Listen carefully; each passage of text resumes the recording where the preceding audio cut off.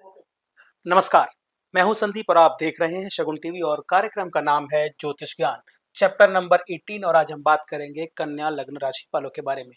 आप कैसे हैं और आपके लिए किस ग्रह का प्रभाव क्या पड़ने वाला है, आपके लिए कौन-कौन से योग कारक हैं, कौन-कौन से कारक हैं, कौन-कौन से बाधक और कौन-कौन सा ग्रह आपके लिए मारक है। इस पर जाएँ तो सबसे पहले मैं आपको बता दूँ कि आपके स्वभाव में क्या-क्या होता है। आपके जो स्वामी ग्रह हैं आप कन्या लगन है, तो बुध आपके स्वामी देव हैं, स्वामी ग्रह हैं। आपकी वाणी बहुत अच्छी होती है, मधुर होती है, साफ-सुथरा बोलते हैं आप, बुद्धिमान होते हैं, परिश्रमी होते हैं। आपकी जो तार्किक क्षमताएँ हैं, बहुत होती हैं। यहाँ पर तार्किक क्षमताएँ आपको थोड़ा-सा परेशान भी करने लगती हैं, क्योंकि हर आदमी को आप तर्क देने लगते हो। आपने ये काम क्यों नहीं किया? मैंने इसलिए नहीं किया। आप वो जो तर्क देने लगते हो ना, वो आपके लिए दिक्कत देता है। आपको तर्क वहाँ देना है, जहाँ आपकी सुनी जा रही हो, जहाँ आपसे इस विषय में विश्लेषण माँगा जा रहा हो। आप वहाँ तार्किक बनिए, अदरवाइज़ आप अपना काम कीजिए, आप आगे बढ़िए क्योंकि आप बुद्धि के स्वामी हैं, आपकी बुद्धि बहुत है, आप महत्वाकांक्षी बहुत हैं, परिश्रमी बहुत हैं, आप आगे चलते चले जाएँगे। आप जो काम करते हैं, व्यापार के काम करते हैं, बहुत अच्छा काम करते हैं, लेकिन आपको मैं सिर्फ़ यही सजेशन करूँगा कि आप तार्किक तो हैं, लेकिन इस तार्किकता में आप अपने आप को खोइए मत, आप बहस में मत आइए। आप बात रखिए, निकल जाइए। अगर आप बहस करेंगे तो आप परेशान हो जाएँगे, क्योंकि वो आप अपने दिल पर ले लेते हैं। आपने किसी को कुछ समझाया, उसने बात नहीं मानी, तो वो आप अपने दिल पर उस बात को ले लेते हैं। तो आपका ये रहा आपके बारे में, विश्लेषण आप अपने आप का करते हैं। ये अच्छी बात है, स्वयं का विश्लेषण करना बहुत अच्छी बात है, लेकिन आपको ये विश्लेषण परेशान इसलिए करता है, आपसे किसी ने कुछ कहा, आपने तार्किक होते हुए उसका जवाब दिया, अरे यार ये तो उसको नहीं कहना चाहिए था, मैंने तो सिर्फ इतना सा कहा। ये जो बातें हैं ना आपके अंदर घर करने लगती हैं, आपको डिस्टर्ब करने लगती हैं। तो आपसे मेरा सिर्फ इतना ही निवेदन है कि आप तार्किक तो हैं, लेकिन कुछ बातों को सामने नहीं कहा जाता कि क्योंकि ये दौर है, इस दौर में हमेशा तार्किक होना अच्छी बात है, विश्लेषण करना भी अच्छी बात है, लेकिन मुंह फट होना जरूरी नहीं है। तो ये आपके लिए मैंने आपका बताया कि आप ऐसे हैं।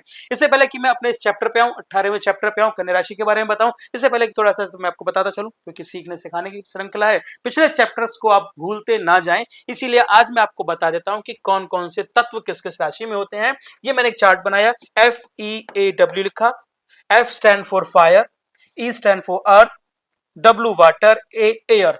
तो ये F का मतलब फायर, अग्नि तत्व। अग्नि तत्व की जो राशियां हैं वो है 1, 5, 9।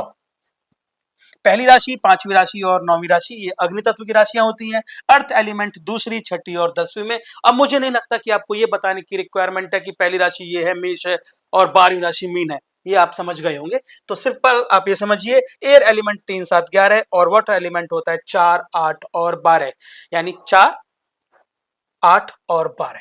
मीन राशि में एयर वाटर एलिमेंट होता है।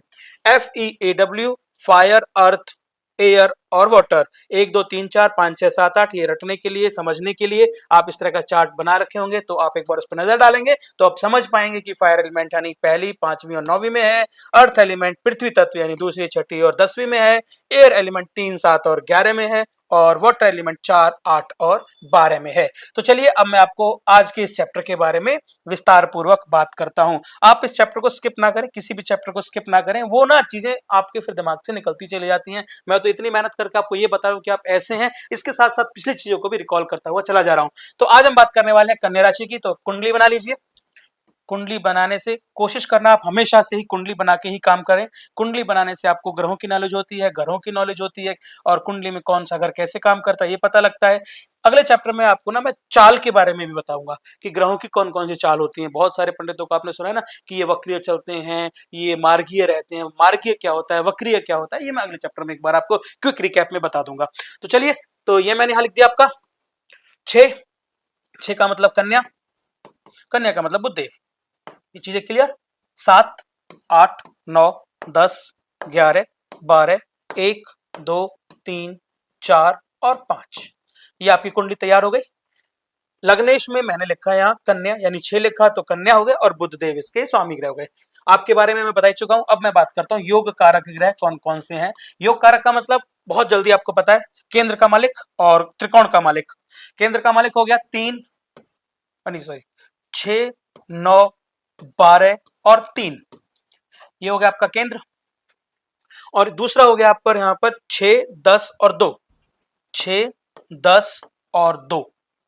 बहुत अच्छी कुंडली है, बहुत यूनिक है। यूनिक इसलिए है और अच्छी इसलिए है, दोनों चीजें मैं बता दूं, क्योंकि इसमें केंद्र में ही देखिए आप के 3 और 6 दोनों का लॉर्ड एक ही है, बुध। और दूसरा मैं देखूंगा 9 और 12 दोनों का भी लॉर्ड एक ही है, बुध और बृहस्पति केंद्र में ही है। अब यहाँ पर दो चीजें काउंट करने की होती हैं। जब आप लघु पराशरी पढ़ेंगे तो आप समझ पाएंगे कि केंद्राधिपति दोष बनता है। जब एक कुंडली में केंद्र में ग्रह इस तरह की पोजीशन पे आ जाते हैं तो वहां पर केंद्राधिपति दोष बनता है। लेकिन समझने की बात यह है कि केंद्राधिपति दोष अगर कुंडली में केंद्र में है तो वो तीसरे, पांचवें, छठे, आठवें और 12वें भाव में अगर आते हैं, अगर इसमें गुरु जी इनकी देव गुरु की स्थिति तीसरे भाव में, पांचवें भाव में, छठे भाव में, आठवें भाव में या 12वें भाव में है तो ये आपको नुकसान करेंगे। अन्यथा आपके कुंडली में किसी भी घर में है वो आपको फायदा ही देंगे, क्योंकि बुद्धि और ज्ञान आपको हमेशा ऊंचाइयां दिलाती है। जहां बुद्धि है, जहां ज्ञान है, वो आपको हमेशा ऊंचाइयां ही दिलाएगा। तो केंद्राधिपति दोष बनता है, लेकिन ये जो आपको दोष बनेगा तो तीसरे घर में, पांचवें घर में, आठवें घर में, इसे नोट कर लें आप, और 12वें घर में बनेगा, क्योंकि यहां पर त्रिक भी देखेंगे, तीनों त्रिक हो गए और तीसरा और पांचवा घर भी लिखा मैंने। तो ये आपके लिए यहां होंगे तो नुकसान करेंगे, अदरवाइज पूरी कुंडली में यानी 7 घर में आपको फायदा ही फायदा करेंगे। यानी आपके धन, कुटुंब और वाणी को बहुत अच्छा कर देंगे। आपके तीसरे घर में यही जहां पर खुद है आप केंद्र में, पूरे केंद्र में आपको बहुत अच्छा कर देंगे, क्योंकि बुध और बृहस्पति का समन्वय बहुत अच्छा होता है। अब मैं बात करता हूं कारक ग्रहों की। कुंडली में इसमें केंद्र ही मुख्य है। इस वाली कुंडली में जो केंद्र है वो बहुत डिलीशियस है, बहुत अच्छा है, बहुत ऊंचा फल देने वाला है। बस प्लेसमेंट मैं जो बता रहा था, प्लेसमेंट का आप थोड़ा ध्यान रखेंगे। छठे भाव में, आठवें भाव में और 12वें भाव में आने के बाद इस केंद्राधिपति दोष का प्रभाव पड़ेगा, अदरवाइज ये अच्छा फल देगा। चलिए अब बात करते हैं कारक ग्रहों की। कारक ग्रह कौन से हैं? जैसा मैं बता रहा था कि त्रिकोण के मालिक कौन कौन से हैं? 6, 10 और 2। तो छठे घर का मालिक कन्या, कन्या की कुंडली चल रही है बुध। 10वें घर के मालिक शनिदेव और दूसरे घर के मालिक यहां पर आप आ जाएंगे तो शुक्रदेव। ये इस कुंडली के कारक ग्रह हो गए। बुध, शनि और शुक्र इस कुंडली के कारक ग्रह हो गए। एनी कंफ्यूजन हो तो प्लीज कमेंट करके बताएं। आगे बात करता हूं मैं बाधक ग्रहों की। बाधक ग्रहों के लिए वही चर, स्थिर और द्विसंभाव। अब छठा है 1, 2, 3, 4, 5, 6 यानी द्विसंभाव। द्विसंभाव का अर्थ हो गया आपका 7वां घर। कुंडली का 7वां घर आपके लिए बाधक है। अब 7वां घर कौन सा है? पहला, दूसरा, तीसरा, चौथा, 5वां, छठा और 7वां। 7वें घर पे कौन है? बृहस्पति महाराज। बृहस्पति महाराज आपको क्या करेंगे? ज्ञान के देवता हैं। जैसा कि मैं बता रहा था, केंद्राधिपति दोष के साथ साथ वो कहां पर प्लेस्ड हैं, ये इस बात पर तय होगा कि आपकी कुंडली में वो क्या प्रभाव देने वाले हैं। तो आपकी कुंडली में बृहस्पति देव की वैल्यू बहुत है। इस कुंडली में यानी कन्या लगन की कुंडली में जिनके बुध मालिक हैं, वहां पर बृहस्पति की वैल्यू इसलिए भी ज्यादा है, बुद्धि और ज्ञान दोनों अगर साथ साथ हैं तो आपको ऊंचाइयों पर ले जाएंगे, और बुद्धि के साथ ज्ञान अगर भटक गए तो आपको परेशान करेंगे। कहां कहां भटकेंगे मैं एक बार फिर बता दूं। त्रिक में है तो वो भटक जाएंगे, 5वें घर में है तो भटक जाएंगे, ये नियम है, इसको आप लिख लेंगे। त्रिक में है तो वो भटक जाएंगे। त्रिक के लिए आप चैप्टर मुझे एक बार दोबारा स्क्रॉल करते हुए मैं डिस्क्रिप्शन बॉक्स में डाल दूंगा, उसको पूरा देख लें कि त्रिकोण क्या होता है, त्रिक क्या होता है और ये क्या नुकसान करते हैं। चलिए अब बात करते हैं मारक ग्रह की। मारक ग्रह का रूल दूसरा और सातवां। दूसरा और सातवां इसलिए अष्टम टू अष्टम से द्वादश, खर्च का भाव, खर्च से खर्च, एक आयु का खर्च और एक जीवन में खर्च का। तो दूसरा भाव यहां कौन सा है? शुक्रदेव 7वें घर के मालिक हैं, तो शुक्रदेव यहां पर आपके मारक ग्रह हो गए। दूसरे कौन है यहां पर? 7वें घर के मालिक कौन है? फिर वही बृहस्पति देव। मारक भी बृहस्पति देव हैं। यानी इस कुंडली में, इस कुंडली को एक बार मैं फिर से कह दूं, अगर आपकी यही कुंडली है, ऐसी ही कुंडली है, तो आप बृहस्पति देव को ध्यान दें।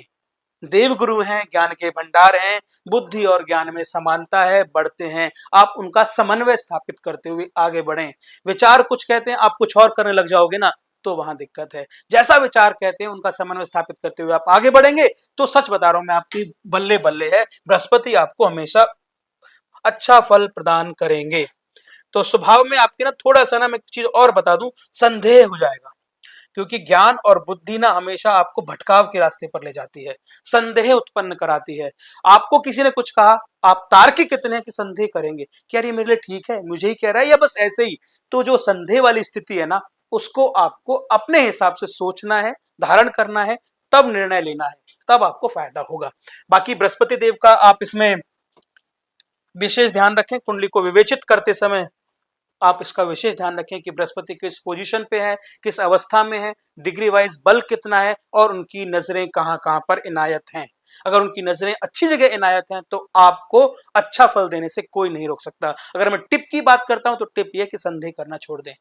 आप विश्लेषण कीजिए, स्वयं का विश्लेषण कीजिए, क्या मेरे लिए कितना सही है, क्योंकि आप बुद्धि के भंडार हैं, बुद्ध देव आपके मालिक हैं। तो आप सिर्फ तार्किक बनिए, समझदारी से काम लीजिए, आपकी बल्ले ही बल्ले है। तो अगर आप कुछ पूछना चाहते हैं, अपनी कुंडली का विश्लेषण करवाना चाहते हैं, तो आप date of birth, place of birth, नाम मुझे लिख के भेजिए। मैं कमेंट बॉक्स में आज जैसे ही आपका नाम आएगा तो अगले चैप्टर्स में, इस सीरीज को खत्म होने के बाद, उन सारे जो भी नाम आए होंगे उन पर आपका डिटेल्ड वीडियो बनाऊंगा। तब तक के लिए till then take care, bye, नमस्कार।